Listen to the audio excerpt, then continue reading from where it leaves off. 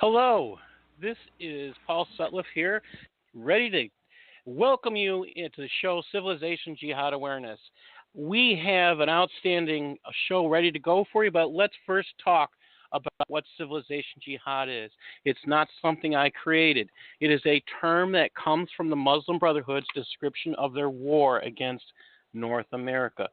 And this is a document that was discovered thanks to one Maryland Transit Authority officer who observed a woman in a burqa, full burqa, taking pictures of the Chesapeake Bay Bridge support structure. And thanks to that one officer doing his job, pulling the gentleman over who was driving, this one officer allowed us to get a hold of a document that was hidden in the driver's hidden sub-basement, one of 93 documents that were found. One of several hundred documents, I should say, but this one document is called the Explanatory Memorandum. And the Explanatory Memorandum has one paragraph that everybody needs to hear. It simply says this: civilization, the process of settlement is a civilization jihadist process with all the word means. The Ikhwan must understand that their work in America is a kind of grand jihad in eliminating and destroying the Western civilization from within and sabotaging its miserable house by their hands and the hands of the believers, so that it is eliminated and God's religion is made victorious over all other religions. Without this level of understanding, we are not up to this challenge and have not prepared ourselves for jihad yet. It is a Muslim's destiny to perform jihad and work wherever he is, wherever he lands until the final hour comes, and there is no escape from that destiny except for those who choose to slack. Now, considering who the Muslim Brotherhood are and that they pretty much think they speak for everybody, that says a lot about the type of warfare they're talking about. They're talking not about a hot war. They're talking about a very chilly war, where they take part in acts of sedition, changing things subversively. And I want to get into our guest is doing here. Now, Dr. Chesler, I'm so honored that I could finally get a hold of Dr. Chesler and have her join us. I read her book, Islamic Gender Apartheid, and it blew me away. The fact that a feminist is out here telling the truth, I'm so excited. So let me tell you a little bit about who Dr. Chesler is, and this is, I don't even think I can read enough to tell you about who she is, but you'll find out. She's very, very, she's really good at what she does. Dr. Phyllis Chesler is an emeritus professor of psychology and women's studies. She is the author of at least 18 to 19 books at this point, including the 20th century landmark feminist classic, Women in Madness, 1972, Mothers on Trial, The Battle for Children in Custody, 1986, and Sacred Bond, The Legacy of Baby M, 1988. Her 21st century works include The New Semitism, 2003, The Death of Feminism, 2005, and An American Bride in Kabul, which won a National Jewish Book Award. And in 2016, A Living History on the Front Lines for Israel and the Jews, 2003-2015. And her newest work, I got to get the right name for this, and it is Honor Killings. I think it's Family Affair, Honor Killings. Let me double check that. A Family Conspiracy, Honor Killing. This is an outstanding author, an outstanding scholar, and I want to say thank you. Welcome to the show, Dr. Chesler. Thank you so much for such a respectful introduction. If only my parents were alive to hear it, it would give them great pleasure. In any event, what you were talking about, civilization jihad, is the cognitive war, the propaganda war, the using of Western values against the West. So, yes. For example, we pride ourselves on being a nation of immigrants in North America, and we tend to be very sympathetic to the image of immigrant as Jew trapped in Holocaust-era Europe and not being allowed out anywhere. No country would have the Jews. So we are now wanting very much to redeem ourselves for that, and therefore there's a great sympathy for immigrants, regardless of whether they're coming from barbarian cultures versus more Judeo-Christian cultures. And when I say barbarian cultures, I'm talking about child sacrifice. I'm talking about being born female being a capital crime for which one has to atone from the moment of one's birth. And certainly one's mother has to atone for giving birth to a girl, not a boy. So these values, which then lead to honor-based violence and honor killing and lots of other really human rights crimes, are the kind of immigrants who are flocking all across Europe and would like to flock all across the New World for free stuff, not necessarily to change and become Americans or Europeans or Canadians, which formerly immigrants wanted to do, but rather to remain as if one continues living in the Middle East or in Central Asia or in parts of Africa, retaining all values, only living on free stuff. So it's a very different moment in history, and right now you're quite right. While there is a hot war, because every act of terrorism, which massacres people, car rammings, stabbings, bombings, human bombs, all of which were experienced first by Israel, now unleashed against the entire world, when no one paid attention because it was just Jewish Israel, the world has now inherited the same whirlwind, and Israel is the first among nations in terms of defending their boundaries. Everyone else is, well, you know, Europe had a colonial past, and indeed Europe has had a past of colonialism and imperialism and racism, and so now it's only fair, the cultural elites say, that we offer shelter to those whom we once colonized wrongfully, and the shelter is not working out so well for Europe. That's definitely I'm sure true. you've talked about this before, yes? Yeah, we talk about. I've done a whole show on the Hijra. I've talked a lot about what's happening, and every day when I'm done, every time I do a show, after I get my guests go off, I read a lot of the news that's happening that has to do with this great migration into Europe, and that's important. And we have one person that you wanted to talk about today, who is Tommy Robinson. Yes. And Dr. Chesler likes to keep on the mark, and she is up to date. So, what have you learned about Tommy? He's concerned with Western civilization, with retaining its character and keeping, in this instance, its vulnerable pre-adolescent girls who are infidels and often are not, free from being preyed upon by pimps, by gangs of pimps, who happen to be all from Pakistan in the UK. So there's been the grooming gang scandal, which social workers turned a blind eye to, law enforcement, police officers, and then ultimately judges and parliamentarians didn't want to know that all these young, highly vulnerable girls who were from very abused situations, perhaps even living in group homes, and some nice Muslim boy would come and sweet talk the girl, give her attention, give her affection, buy her a sweet, buy her a present, and then get her addicted to drugs, gang rape her, and pimp her out for money. And this went on for 15 years or more with no lawful intercession.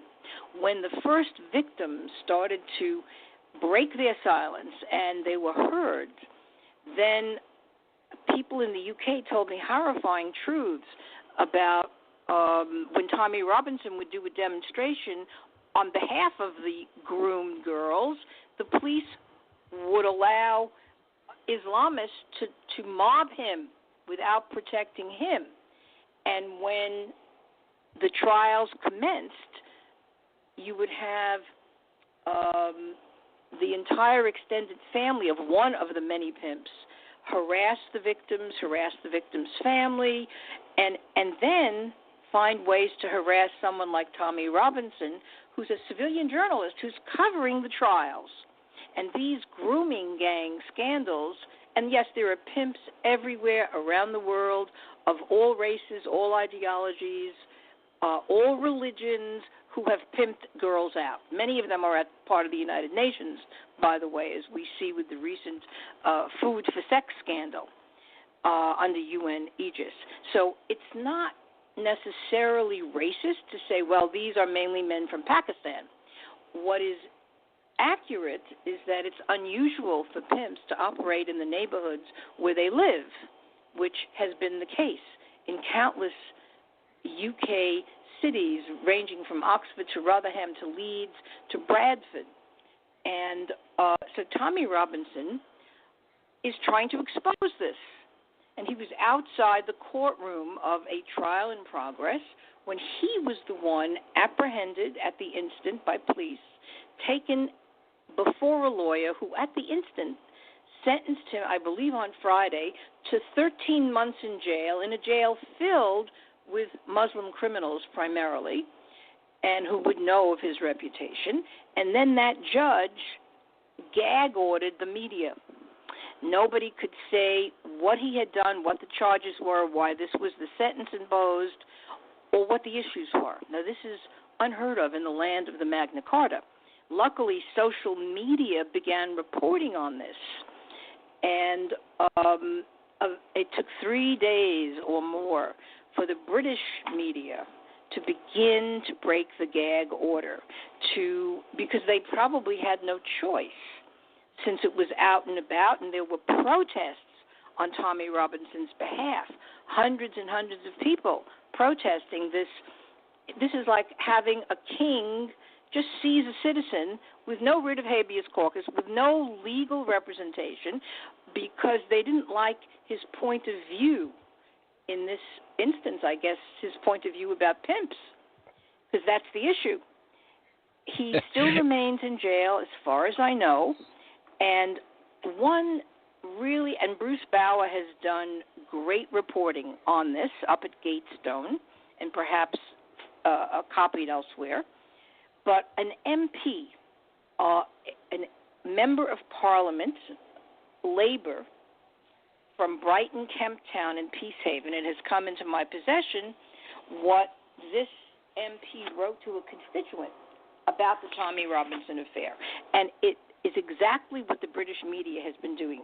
Instead of saying this is legal overreach, this is punishment beyond belief, what they're saying is, well, Tommy Robinson is a right-wing nationalist, and he really deserves to be imprisoned, and he's not a martyr of free speech.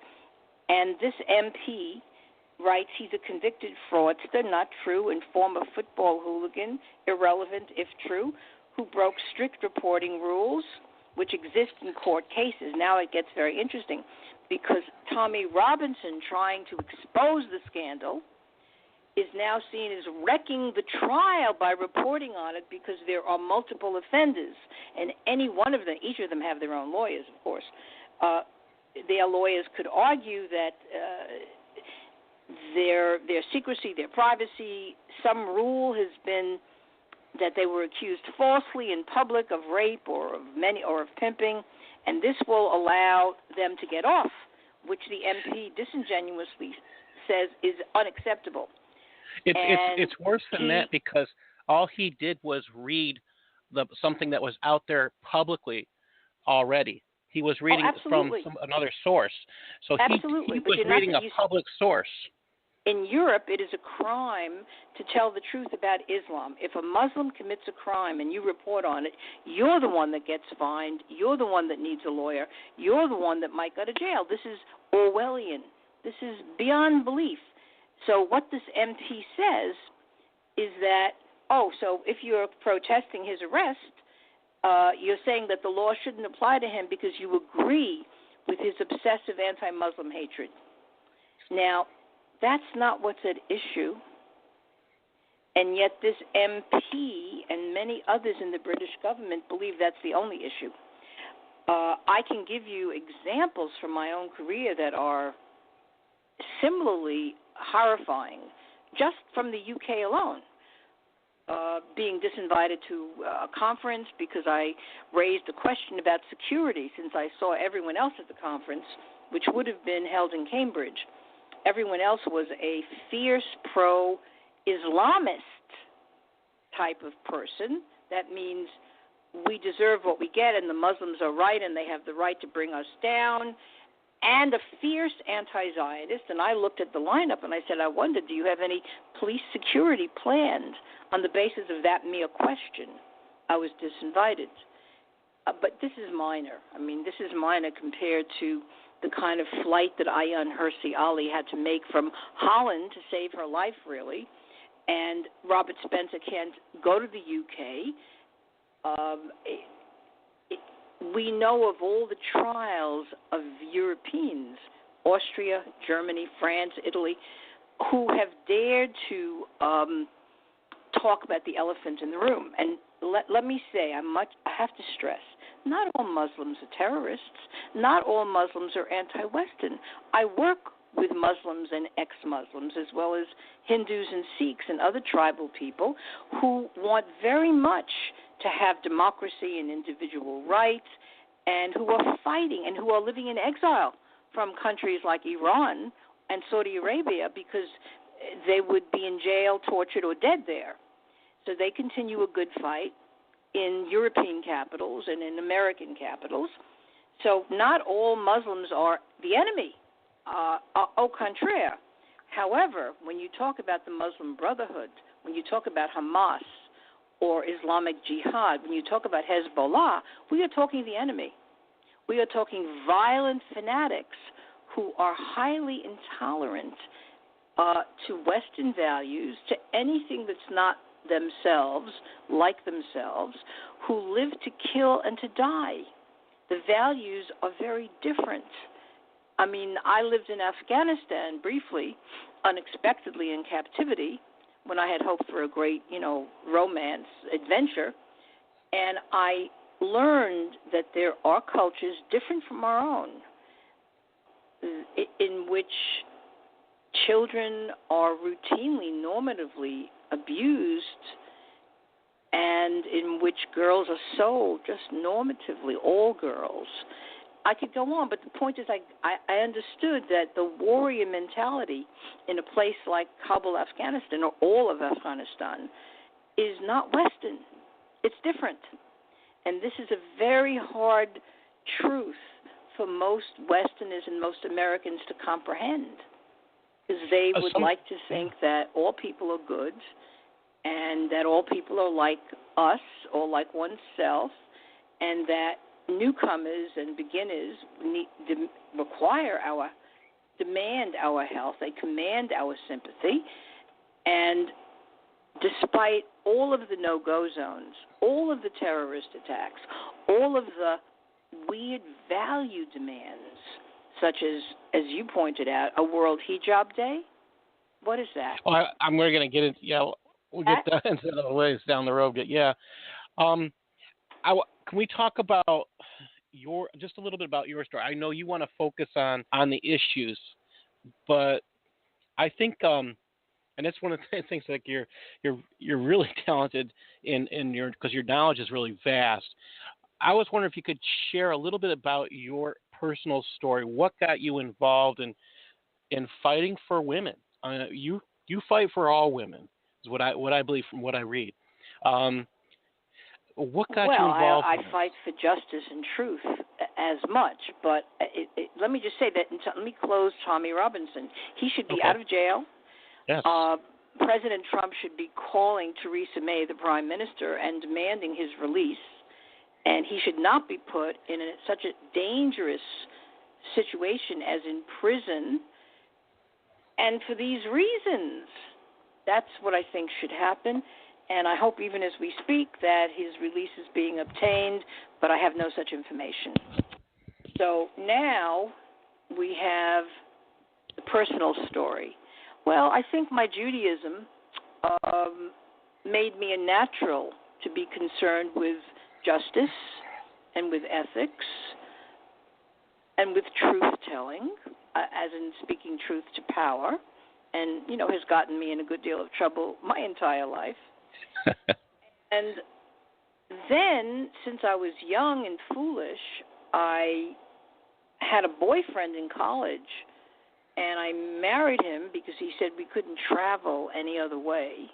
And I thought, well, I wanted to travel, sure, why not?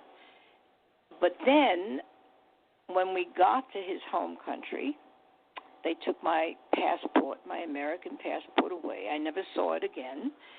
And I was living with my mother-in-law in Purdah, which means that women, and this is 1961, the women don't go out alone. If you're from a wealthy family, which this family was, you have a car, a driver, an escort, male escort, or a mother-in-law escort. And your life is largely indoors. Now, this was not what I signed up for. And I tried to escape first just to see the city, because it's quite a splendid city. But I write about this in An American Bride in Kabul. And I learned deep lessons. If you travel to the wild, wild East, chances are you may die there or be kidnapped there, and I'm talking historically, or be held for ransom there, or be entered into a brothel or a harem there, or you get dysentery, malaria, hepatitis. I got those three, and you die.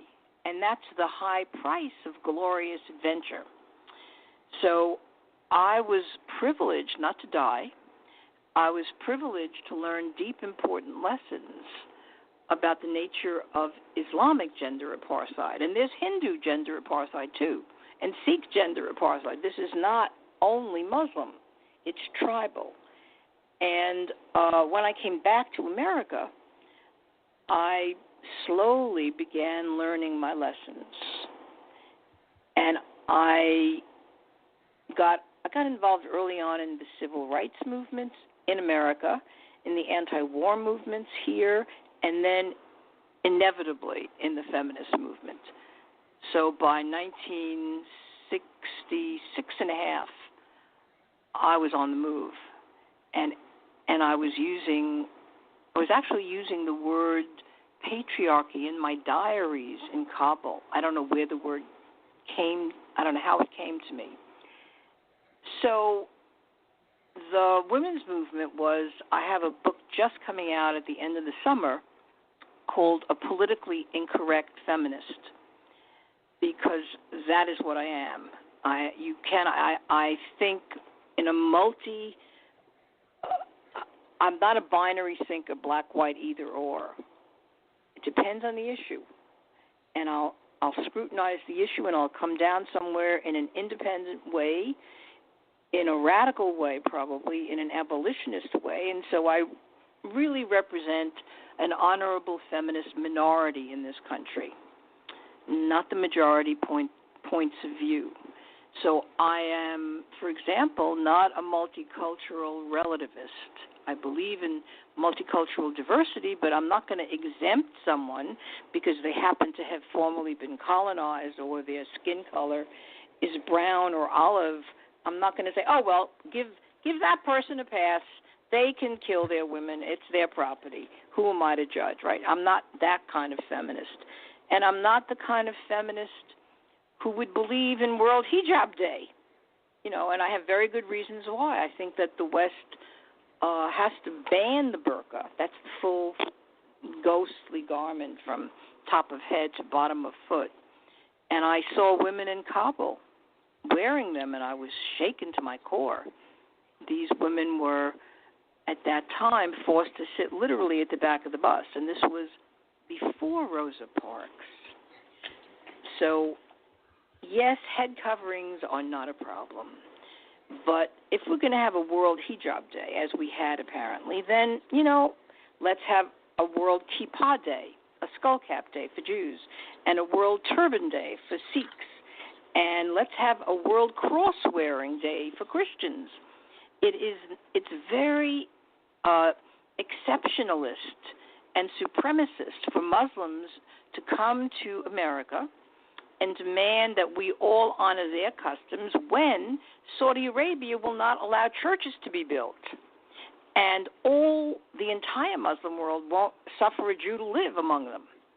All that's left of an 850,000 Jewish population in Arab and Muslim countries are about 30,000 hostages in Iran. So if you want to exchange faith symbols in a gesture of harmony, well, then it should be all religions, and it should take place in Muslim countries, not only in Judeo-Christian countries. What do you think? I think you're 100%. If they want to say that we're sharing cultures, they have to at least demonstrate that they're going to allow our culture to exist where they are. And that is not allowed. In fact, Saudi Arabia still does not really allow Jews within the country for any reason. Correct. Although let's see if there's any change upcoming. I don't know. You read the article this morning? You read the memory? It would be dangerous to be a Jew in a Muslim country. And yes, there's an exception here, an exception there. But the point about hijab, let me talk about burqa, because in the pages of Middle East Quarterly, I enunciated the reason for banning the burqa in the West, not the hijab. It's a sensory deprivation isolation chamber. And thank God you said that. And it's condemning women to fly the flag of Islamicism in the West, not the men who in warm weather just wear short sleeves and flip flops and they're cool, they're fine. It's the women who are being forced to wear heavy garments in sweltering weather where they can't exercise peripheral vision, where they can't eat in public, where they can't make friends in public, which is the point, where they can't socialize. Now, to romanticize hijab, which was done in the Women's March of a year or more ago, no. Girls are killed, they're honor killed when they refuse to wear hijab or when their hijab is worn improperly. So if that's the case, I'm not romanticizing even hijab. I don't oppose it because you can still recognize someone's face. That person can eat in public, talk in public, teach a class in public, represent a client in public. But if somebody's being killed for refusing to wear it, I would put a moratorium on wearing it until that changes. So I spell it out in an academic kind of way, and I talk about how for 100 years or more in Muslim countries, women fought and won the right not to wear burqas or hijab or niqab, face covering, and where the shahs and the kings, even in Afghanistan briefly, unveiled the women. There's a long history of this, which the West and the Islamists, who are fundamentalists and intolerant, don't really want us to know about. And now along come my people, the feminists, romanticizing it, glorifying it, confusing it with resistance or rebellion when it's really total conformism and subservience. That is so accurate. I mean, you've got Linda Cockroach. No, sorry, Sarsour. Oh, that's what her name means in Arabic. Yes, it is.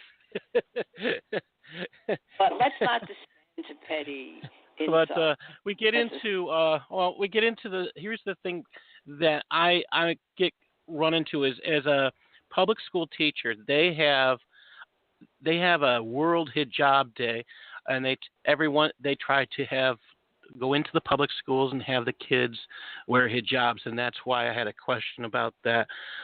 I have a difficulty with that because they're not going around and having people, look at it. They're calling it a religious custom to wear the hijab. They don't talk about that. They don't talk about the niqab. They don't talk about anything else. But They figure all women should have to have this experience.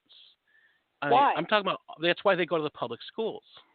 Yeah, I know, but this is wrong, and the public schools should not indulge this. This is the equivalent to, I once reviewed a book by Muslim feminist activists for Middle East Quarterly, and they were writing with pride about how they were using some Western laws to obtain Muslim-only rights, such as a public swimming pool, I believe in Ithaca, to be reserved for only girls to swim because they weren't allowed to swim with boys. Unfortunately, the parents wouldn't let the girls swim at all anyway. But there was a good deal of glee and boastfulness about using American laws to obtain Muslim-only rights. This is questionable.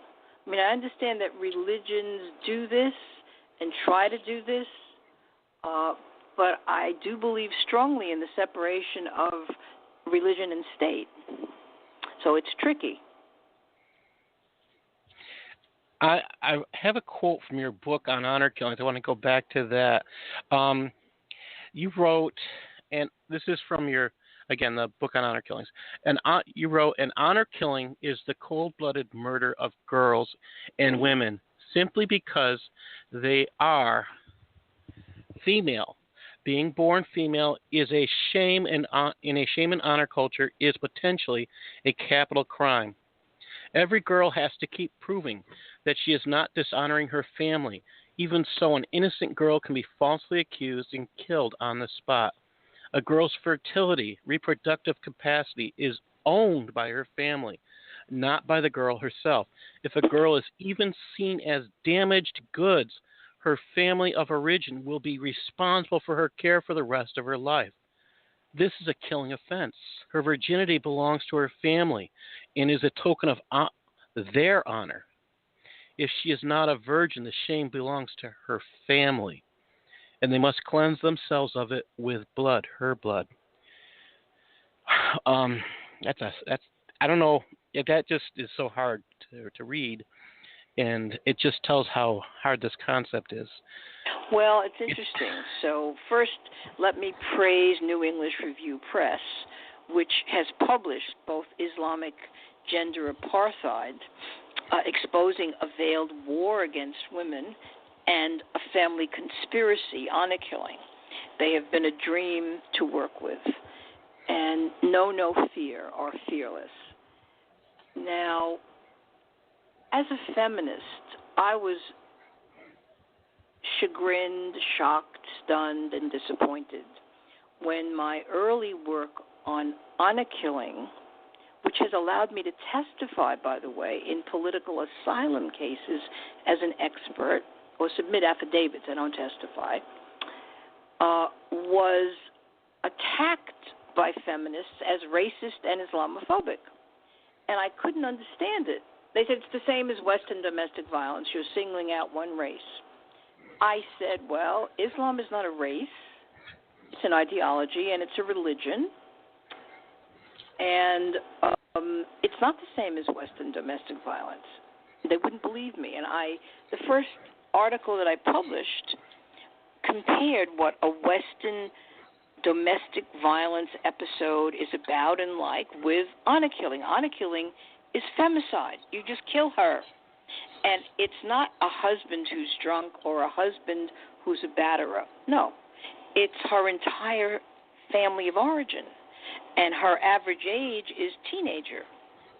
It's a daughter. This is a killing of a daughter by her mother, father, grandmother, uncle, male cousins. This is not a Western custom.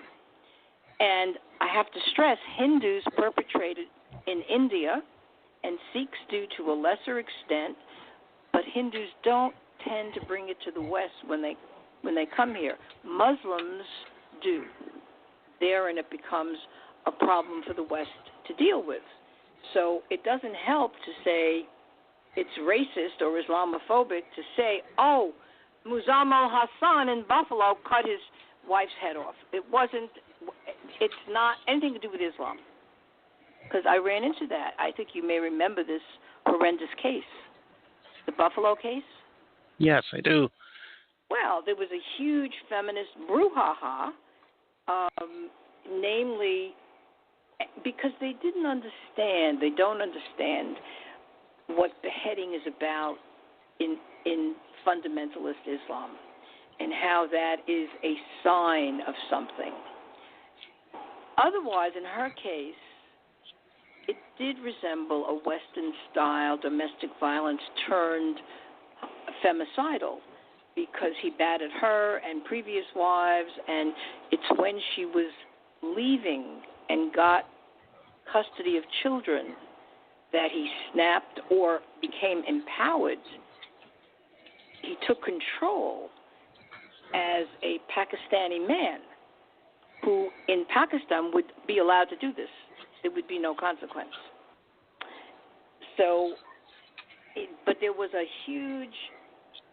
there's a wonderful feminist, I'm not going to name her, she's really so good on domestic violence. And I went to see her together with a Turkish Muslim lawyer feminist. And we tried to reason with her about it's not the same. The honor killings, even when they're done by a husband and not a family of origin, 40% of the time in one of my studies, the woman's family of origin helped the husband do it. His family helped also. Even there, it's more of a collective custom, not an individual action.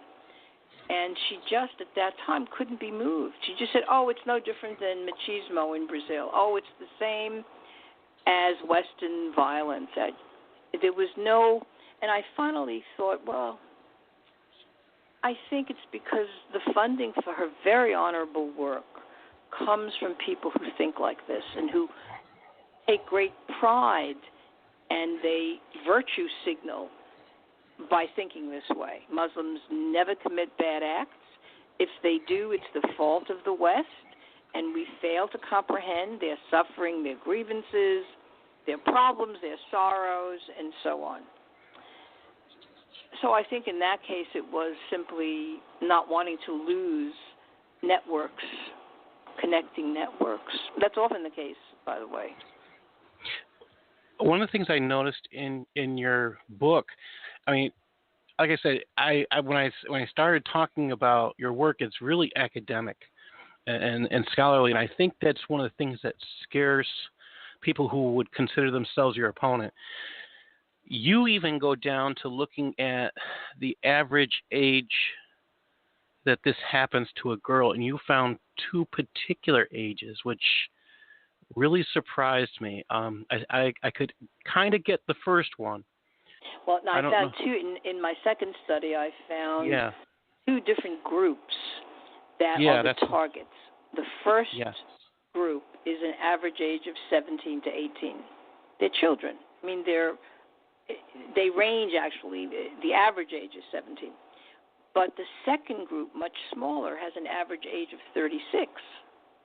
So they're the wives killed by husbands for a variety of reasons, and the husbands are not punished.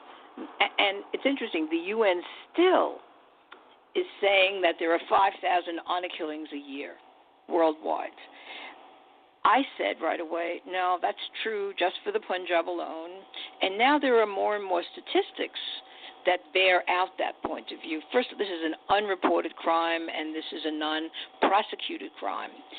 And there are probably 1,000 honor killings a year that we know about in a part of Pakistan, just one part of Pakistan. So, India, Pakistan. This is the tip of the iceberg. These statistics will never know the real number because it's like saying that we have the real number for incest or rape. We don't. We don't have numbers to compare it to in the past, and this is a hidden crime and a buried crime and a denied crime and not reported accurately. So in any event, it is very pandemic in the Muslim world, and to the extent to which Muslim immigrants come to the West, they bring this with them. And if the West doesn't understand what they're looking at, then you have, for example, in America, there was a 16-year-old Arab girl, Palestina Issa, whose father was an Abu Nidal terrorist, which is why the jury got to hear the wiretapping of her murder, because the FBI was wiretapping her father for terrorism. And her crimes were that she was really bright and really ambitious, and she dared to develop a friendship, not a boyfriend, but a friendship with a boy who was African American in St. Louis, Missouri in 1989. And they killed her for it. They killed her, and her sisters were calling for her death, and her parents, both mother and father, killed her. Her death haunts me. A very important book was written about it in detail by Ellen Harris called Guarding the Secrets. And had I not read that book, I wouldn't have known the extent to which her 3 biological sisters were demanding that her father do something because she was too uppity. She thought she was going to be free. She thought she could have it all when they were all in arranged marriages and quite miserable. So that led me eventually to studying, and that was my 4th study, on the role that women play in honor killing, and as collaborators, as conspirators, and as hands-on perpetrators, all of the above. So this is not just male on female. This is men and women, family members, relatives on vulnerable girls and women. And it's a burning feminist issue, just as FGM is, or should be, but is not, is it? Although, Alice Walker spent 5 or 6 years in the 1980s, I believe, following the female genital mutilation story, and then, eventually gave it up. It seems to be intractable. And now in America, in our country, they are doing this to young girls, either by taking them back to home countries or having private physicians do it in their offices or in hospitals. And you only see the enormous damage of it when, as is usual, many things go wrong afterwards. And if a woman gets pregnant, sexual relations are very painful, but if she gets pregnant, it's practically impossible to give birth because of so much scar tissue. And it's like a total disaster. America should be on record outlawing and enforcing this as a crime. The same is true for child marriage, which is always forced. It can be arranged, it's forced, and it should be an offense in America. Since you brought this up, there's a news story out this week that I shared out earlier this week, but I was going to bring up today. I don't know if you've heard this one. This is from Sweden. Girl on Breitbart News. The headline was, "Girls fearing forced marriage are told to stick a spoon in their underwear to alert airport security." Oh my goodness. Yes. No, I didn't see that. No. Oh, my gosh. No. If they are smart enough to dare to do it, or if they get the information, maybe they don't read English and they don't read Breitbart, so they're not going to know it. No, and this is part of the immigration occupation jihad, because once you send a girl with Swedish citizenship back to a home country, Sudan, Somalia, Afghanistan, Pakistan, then she marries someone who becomes a citizen. And then maybe they can bring more of the relatives there for free stuff. And by the way, let me say that in Germany, which wants to cleanse its reputation since it committed genocide against Jews and gypsies and politicals and killed 11 million people, although Stalin killed more, then you'd think, then Germany is really taking care of its Muslim immigrants. No, the answer is no. They are in terrible, wretched circumstances where there are broken toilets and bad food, and more important, you have tribes that are feuding with each other, you have knife fights, you have battles, you have the rape of girls and women constantly, and you also, when you see the immigrants coming, it's mainly adult men. It's not girls and women and families. And in Germany, they're not necessarily given German lessons or sent to school or prepared for life as a German. Now, I didn't know this until some people went and looked into it. And I hope I'm totally wrong. I don't think I am.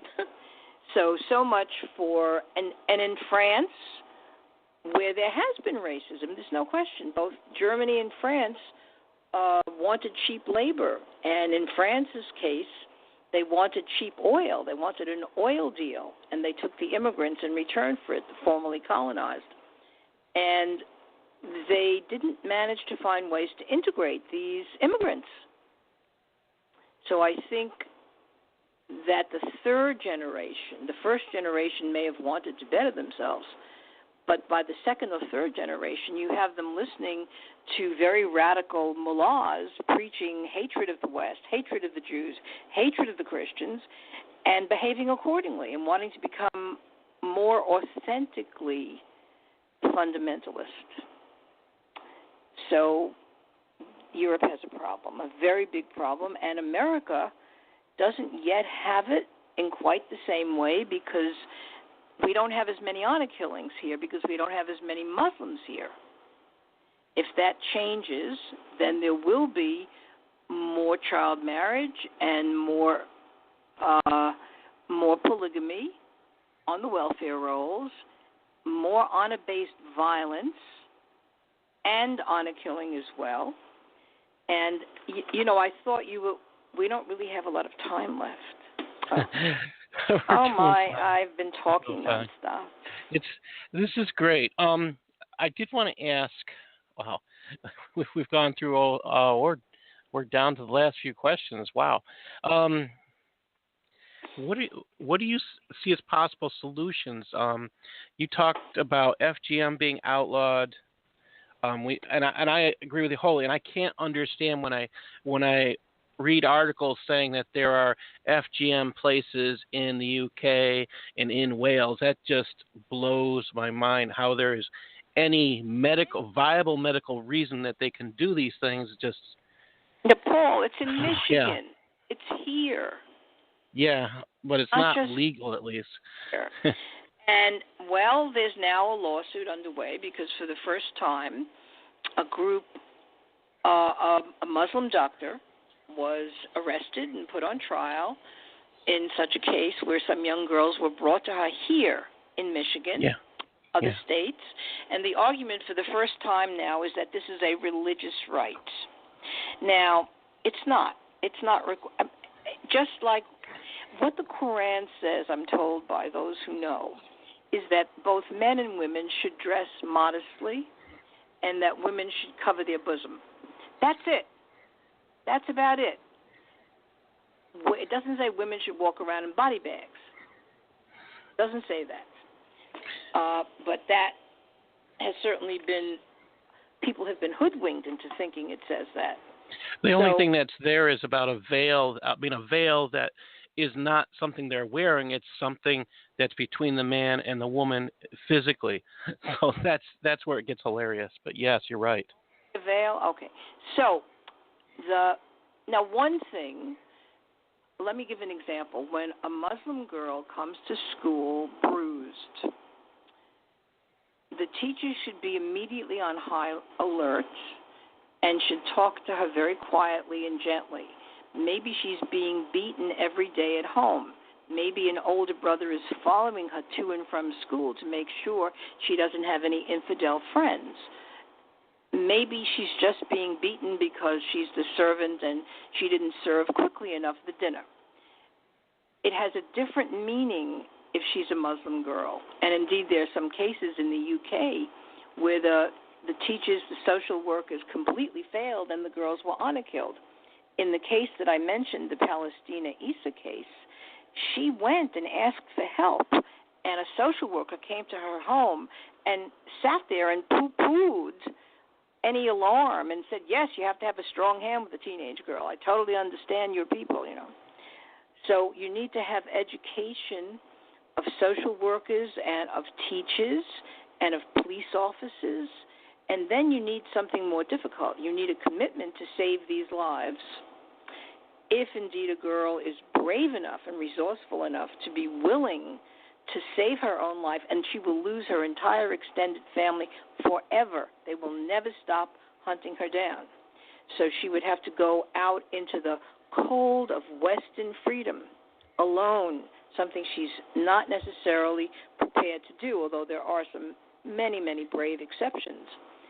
And so she would need a shelter or a facsimile of an adoptive extended family in order to keep going. So we also need to be able to prosecute honor-based crimes and honor killing. So that's another kind of because so we what should happens pass legislation on this. That's a good idea. We have little control over what happens in Afghanistan. Legislation is fine, but if it's not enforced, it's irrelevant. I agree with you. So much good legislation is not enforced. Just makes people who passed it feel better. And because you need to have a huge amount of money to enforce legislation and also a will to do so. So if we started deporting extended families who were innocent of the actual honor killing, which is something that flies against all Western jurisprudence, then that might have a chilling effect on honor killing, because we're responsible here. The blood will be on our hands if we don't prevent it and if we don't prosecute it. What happens in Afghanistan or Malaysia or Sudan, we don't have the same control over. I wish we did. So we're responsible for what happens here.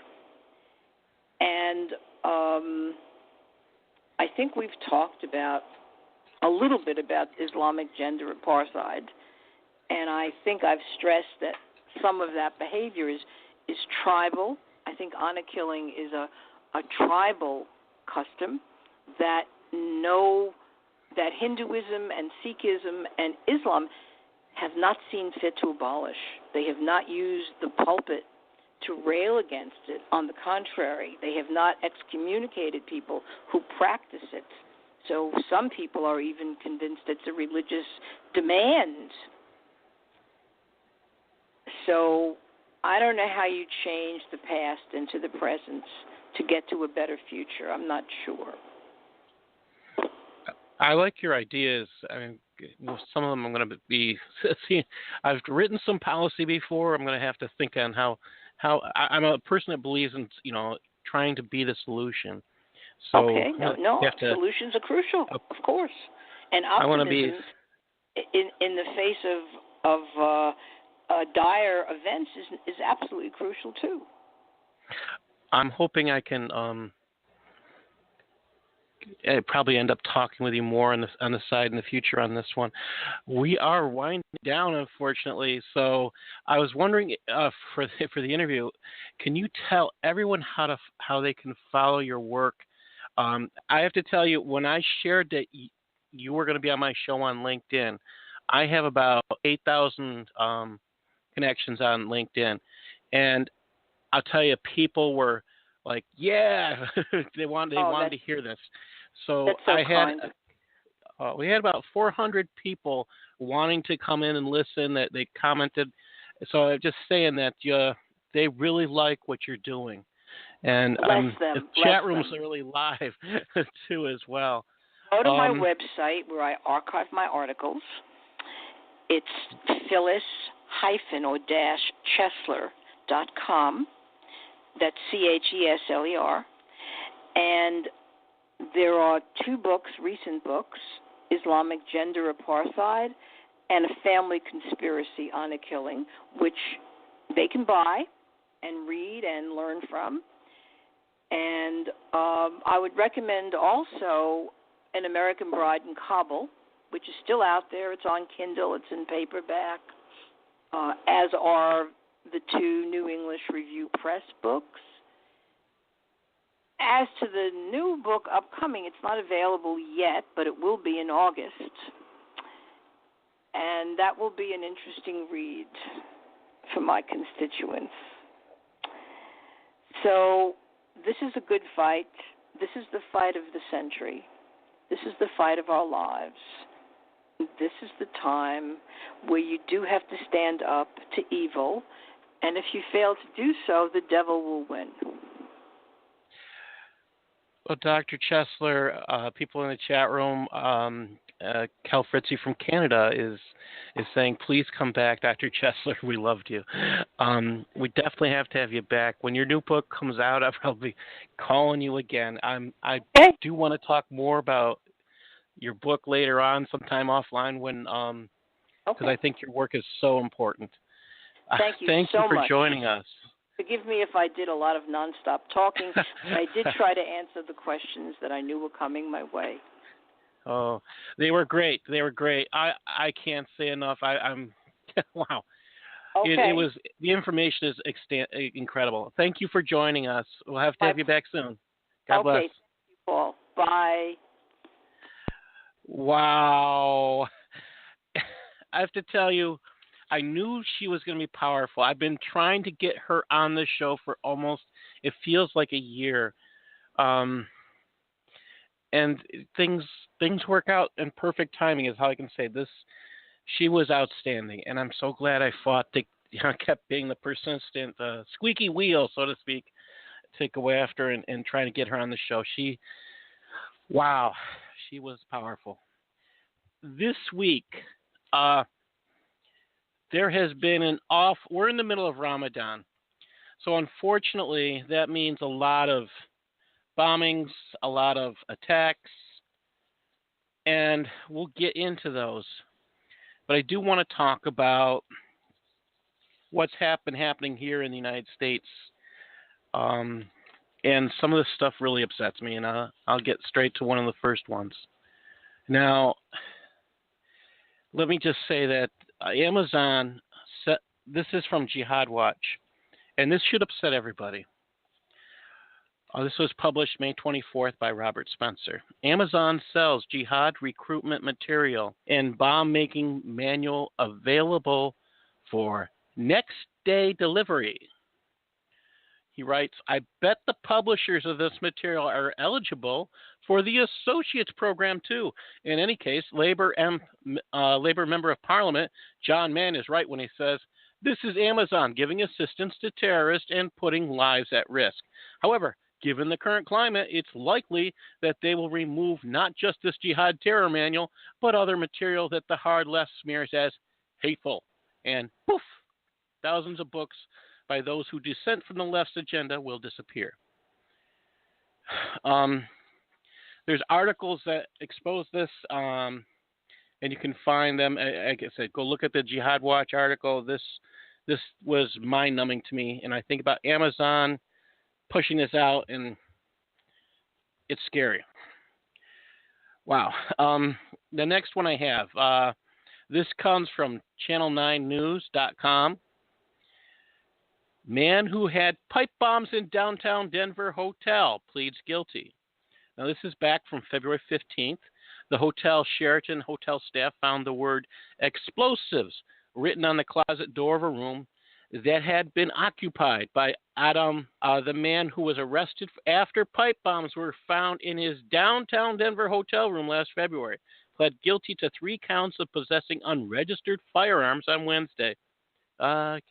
What about the explosives, right? According to the court documents, Adam Navid Hayat, who was 36 years old, had been staying at the Sheraton. After he failed to pay his bill, hotel staff went to his room to check on him, where they found the word explosive written on the closet door mirror. Police were called, and when the officer opened the closet and safe, the officer found a closed ammunition case.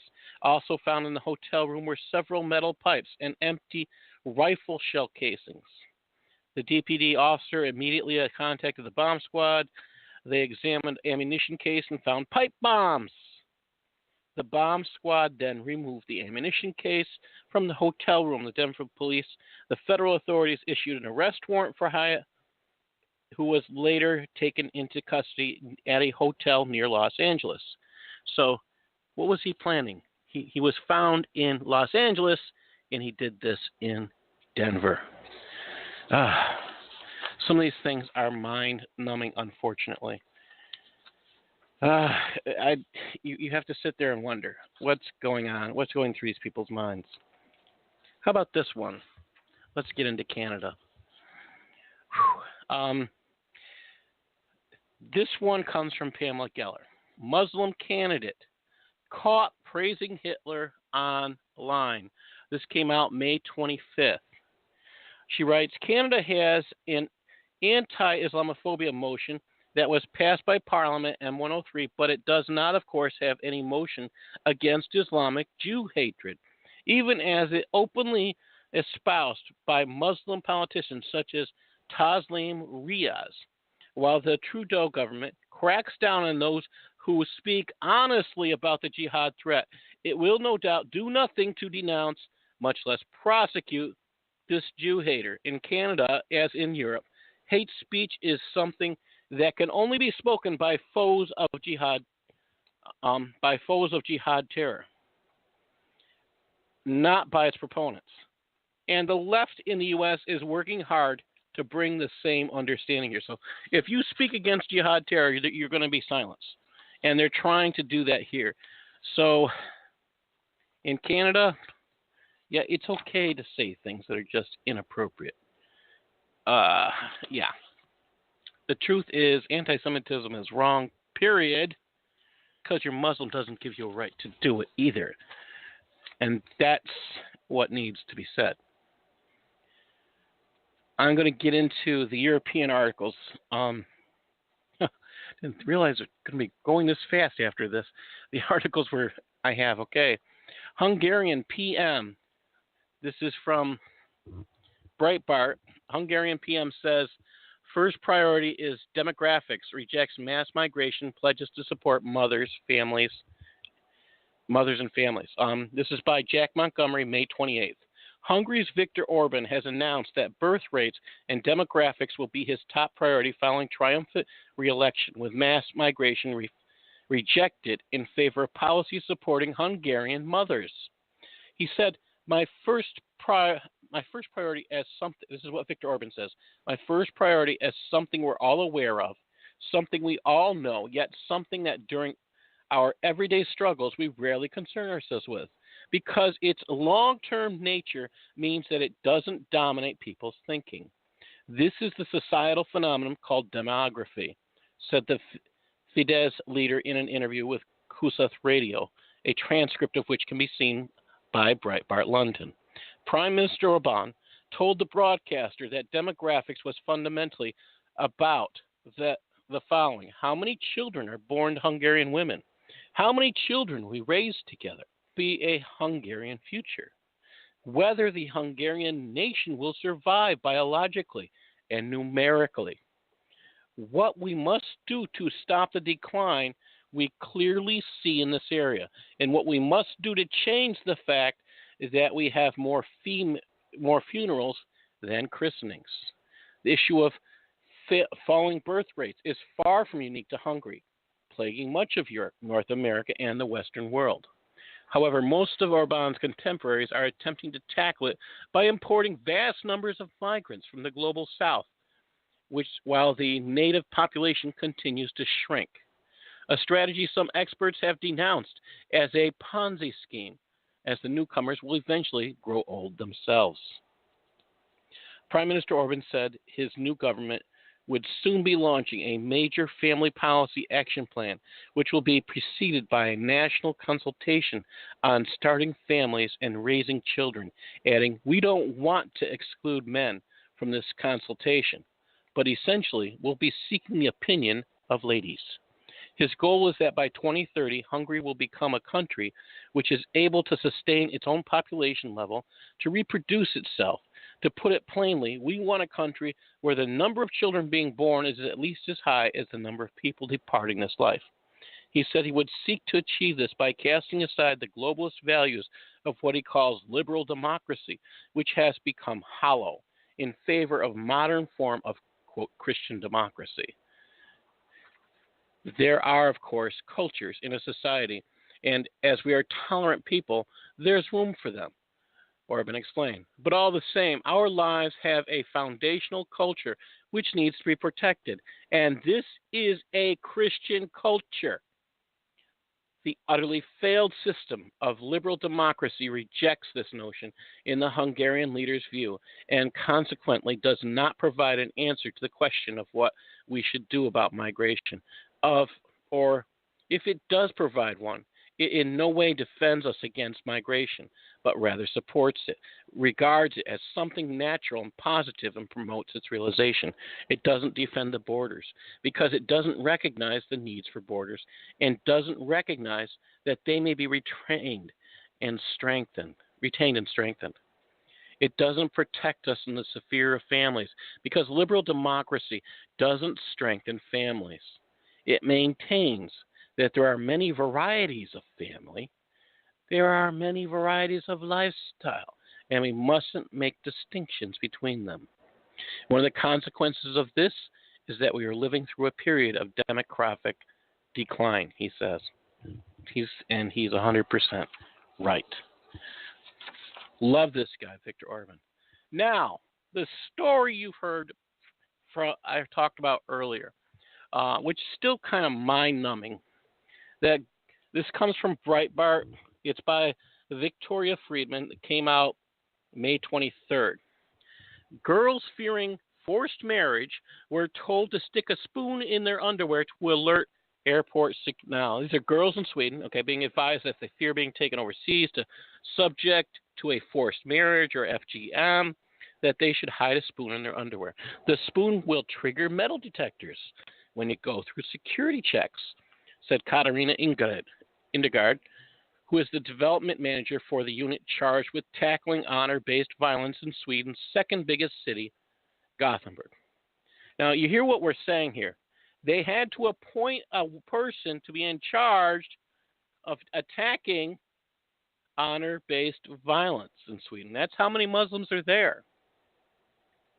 You will be taken aside, and you can talk to staff in private, Ms. Indegard told the Thomson Reuters Foundation. It's a last chance to sound the alarm, she added. Airport staff in Gothenburg have been trained on how to handle such situations, and campaigners hope other cities and airports will adopt the same procedure. There's a problem here. What if the FGM is done in their own homes or in a local, quote, place? What if the forced marriage is to the first cousin who happens to live down the street? So they have an idea for if they're being taken out of the country, but they don't have a solution for what's happening locally. And that's a little scary. Here's another article on Sweden. This comes from Voice of Europe. Now, I'll tell you, you want to go read Voice of Europe more often. It's simply voiceofeurope.com. This article is titled, Multicultural Swedish Town Becomes Hell on Earth.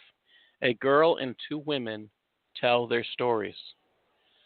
Staffanstorp is a small town in Skåne, Sweden. After several violent incidents, the town's inhabitants, especially women, feel insecure. News outlets Friatida reports. The stories of the people of Staffanstorp went public after investigative journalist Joachim Lamotte visited the town. Previously, the town was only known for a horrible knife incident for which an Afghan migrant was arrested. In front of Lamotte's camera, town as dangerous and full of violence, with gangs dominating its public space.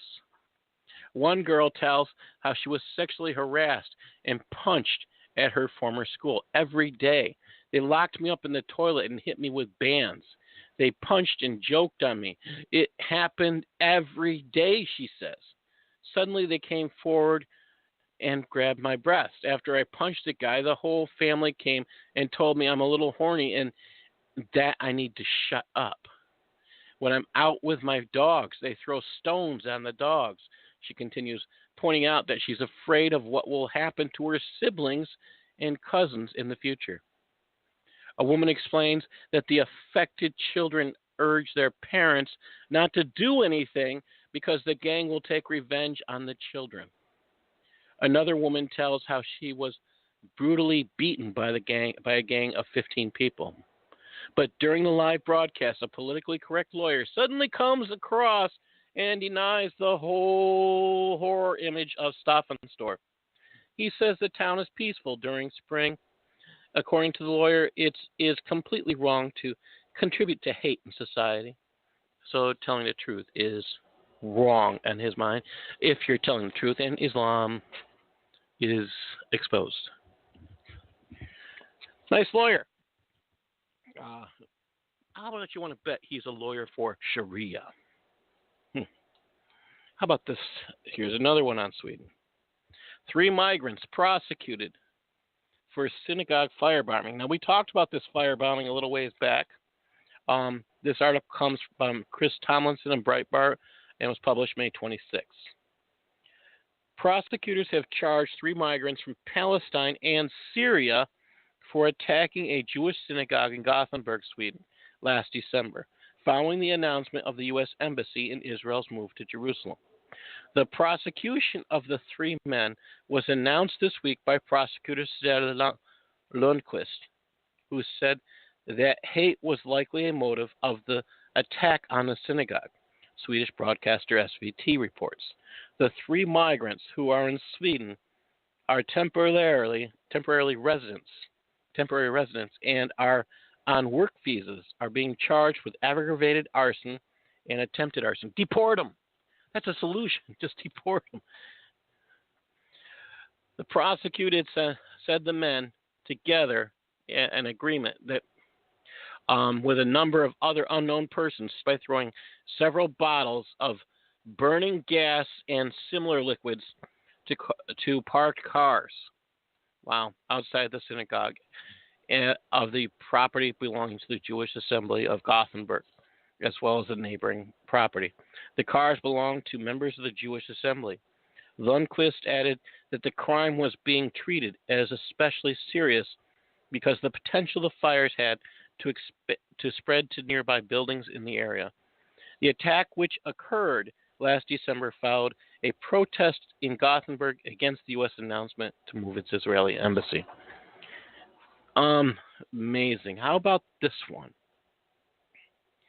Now we move to Belgium.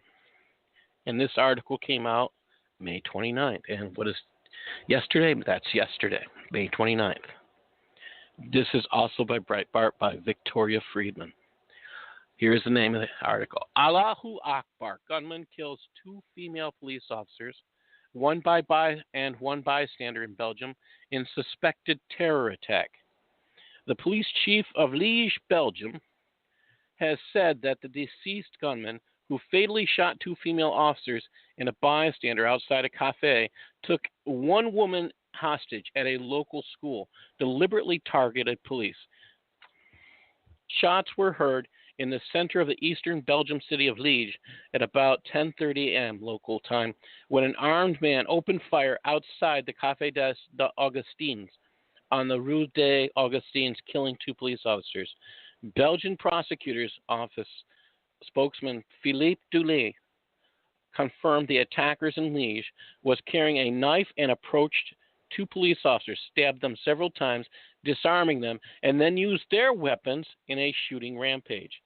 Dulé said the attacker then took their weapons. He used the weapons on the officers who died. National Belgium broadcaster RTBF has named the suspect as 36-year-old Benjamin Herman, who was on temporary release from prison. He was known to police for petty crime and such as theft, damage to public property, and minor drug trafficking. The broadcaster speculates that he was radicalized in prison in Lantin where he began his sentence in 2017. But while being allegedly known for violence by fellow inmates, he was not known for being associated with a radical Islamist prison scene. Belgian officials confirmed the third person, a 22-year-old man who was in his car at the time, was also killed. A member of the anti-banditory squad and another bystander were reportedly injured. The shooter then fled, held a cleaning lady hostage in the Waha High School. Police confirmed that security services arrived on the scene and shot the suspect dead. Belgian broadcaster RTBF reportedly claims that a terrorist motive is suspected, according to police sources which have allegedly spoken to Belgian newspaper La Libre. The gunman shouted Allahu Akbar before being shot to death by police. It's a horrifying event. And here's the thing I have read about this, and I think it's important to understand. People talked, when I posted this article on LinkedIn, people said, now you know why we need the Second Amendment. A citizen could have been armed and defended the police and shot them.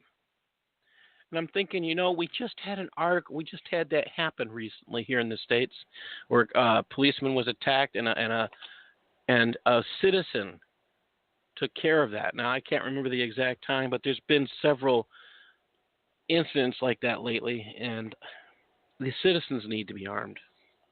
It's important for their safety. Here we go. Another good one. Well, it's not good. It's sad, I should say. Syrian asylum seeker in Germany commits 400 crimes in 2 years. This is by Chris Tomlinson with Breitbart, and the article was published May 29th. A 21-year-old Syrian asylum seeker has been accused of committing over 400 crimes, including drug offenses, thefts, and robberies, within the span of 2 years as part of a gang terrorizing an area in the German town of Plauen. Hatem H., who came to Germany at the height of the migrant crisis in October of 2015, has been accused of being part of a notorious gang, Plauen, known as the Tunnel Gang, which has terrorized people in the area around Postplatz, German tabloid Bild reports. The 21-year-old was in court this week accused of 13 of the suspected 400 suspected offenses after being arrested in November. The Syrian is said to be incredibly aggressive and has threatened judicial officials, started fights with other prisoners, and smashed up his cell. The arrest came only a month after he was convicted in October 2017 and sentenced to 8 months. So think about this. He's been in prison for at least 8 months, or for a few months. And so this is, in a matter of a couple of years, 400 crimes. The set of 13 charges include robbery, assault leading to injury, uttering threats. In one instant, Hatem H. is said to have stabbed a passerby, smashed a beer bottle over the man's head after getting into a dispute. Young migrant gangs have become a problem in many German cities following the migrant crisis. Migrant crisis. Interesting terminology. What's the crisis? It's an overpopulation of, is it migrants we're talking about? The population that we're having a problem with is the Muslim migrants. It's not the migrants of any other country or any other type of they're coming from several different countries. So they don't say it's this particular country or that particular country. Why don't they come out and say the word Muslim with it? Because they're afraid. That's the insanity of it. Afraid to tell the truth. And that's what it comes down to. We can't tell the truth because it's so horrible. Tell the truth. Tell the truth. Get it out there. Jihad Watch. This is a sick one. Robert Spencer published this the 27th. India. Muslims on the way to mosque to pray stopped to molest 12-year-old girl. Spencer writes, how did they do this? Because if victim's hair wasn't covered, the attackers could consider molestation to be consistent with their practice of Islam. One survivor of a Muslim rape gang in the UK said that her rapist would quote the Quran to her and believe their actions were justified by Islam. Sexual assault occurs in all cultures, but only in Islam does it have divine sanction. The Quran teaches that infidel women can be lawfully taken for sexual use. Its allowance for a man to take captives of the right hand. That's Quran 4:3, 4:24, 23:1-6, 33:50, 70:30. The Quran says, O Prophet, tell your wives and your daughters and the women of the believers to bring down over themselves of their outer garments. This is more suitable than they will be known and not be abused. And after to Allah it goes on. The implication there is that if women do not cover themselves adequately with their outer garments, they may be abused, and that such abuse would be justified. It's a sick thing. Going on. This is in punchng.com. Suicide bombers kill at least 3 in Borno. 3 people were killed in 2 attacks, and 7 others were injured. Just read this real quick. This is reported by Borno State Emergency Management Agency. One of them detonated near a mosque while residents were preparing for the evening prayers, and moments later, the second one detonated inside a house, said Dambada, who was involved in the evacuation of the victims. But Ibrahim Liman of the civilian militia force assisting the military against Boko Haram said 2 more victims died on the way to the hospital in Maiduguri, raising the death toll to 5. The attacks came 2 weeks after 5 militia members were attacked and killed by a male bomber who detonated explosives concealed on him at checkpoint outside Gunduga. Boko Haram's 9-year violence to create a headline Islamic State has killed 20,000 people and displaced 2.6 million from their homes in Nigeria. Some of this stuff is hard to accept. I'm not even reading them all, people. I'm picking and choosing these headlines. If I did that, I would have no time to talk. The last headline I have for you today is from Vanguard. VanguardNGR.com. Now, one of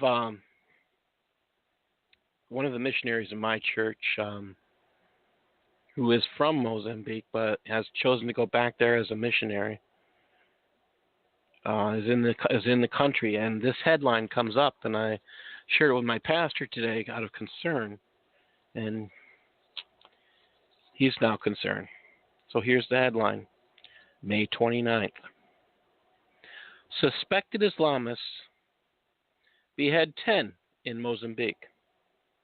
10 people, including children, were beheaded in a village in northern Mozambique in a weekend attack blamed on suspected Islamists, local sources said on Tuesday. The attack occurred in Monjan, a village not far from Palma, a small town gearing up to be the country's new natural gas hub in northern Cabo Delgado. We were informed about this tragedy, Palma's administrator David Machimbuco said, with the information also confirmed by local residents who blamed Islamists. Mozambique's state broadcaster also reported on 10 persons decapitated in the Palma region. It's insane that they choose to celebrate what they consider Ramadan as a way to purify themselves by killing others. So, let's get into this. We've got to get the truth out, people. We've got to get this truth out. Share, share, share. If you want to be informed on these news stories every day, follow me on Twitter. Follow me on Facebook. If you're friending me on any of these places, try to send me a note telling me how you're connected, why you're doing that. It's because you heard me on this show. Facebook and LinkedIn, Twitter, I am Deplorable P. Sutliff. It's time for us to get these news stories out. That's the one thing we can do, is share this news till it can't be denied, and that's what we have to do. Now, I'm just one person on this Global Patriot Radio Network on Blog Talk Radio. Tomorrow we have the forum show, which my show will be moving to Thursdays on June 28th. So tomorrow we have the forum show, and that's going to be one of the shows that was done by the network, and it'll be played again that night. Friday we have Dr. Carl Goldberg with The Logic of Islam. And Saturday we have Usama Dakdak. And you have to pay a special attention to him. He's really good. He's a good evangelist. He works with Muslims to get the truth, and let them know who Jesus is, and he does a great job. You can follow his work on YouTube, but you definitely want to listen in on Saturday night. Come back on Sunday. You get to hear Erica Kafiristan. He's getting quite the following on Facebook. I've been amazed with what he's doing there with his videos. And come back on Monday, and you will hear Alan Vito, the real radio men of the. Come and listen to them. They do Mamma Mia, No Sharia. On Tuesday, you get to hear the beautiful Cal Fritzy with Infidels Are Watching, and I believe Vlad is helping her out a lot with the show. So the two of them have a lot of potential to go places and do things. And then you come back to me, and I'll be back next Wednesday. I've got a lineup pretty much through the rest of to the end of June, and I think you're just going to be amazed as what's coming up. We have some incredible things going. Thank you all for listening. I do want to say thank you, Bigfoot, Bob Evers, Doc DLB, Eric Caffer, Flycatch, Gary Comfort, Golf Dogs, Cal, and Vorpal. Thank you all for listening. It has been a fun night and powerful, powerful guest today. I owe Dr. Chesler a debt of thanks for sharing what she did. And here we go.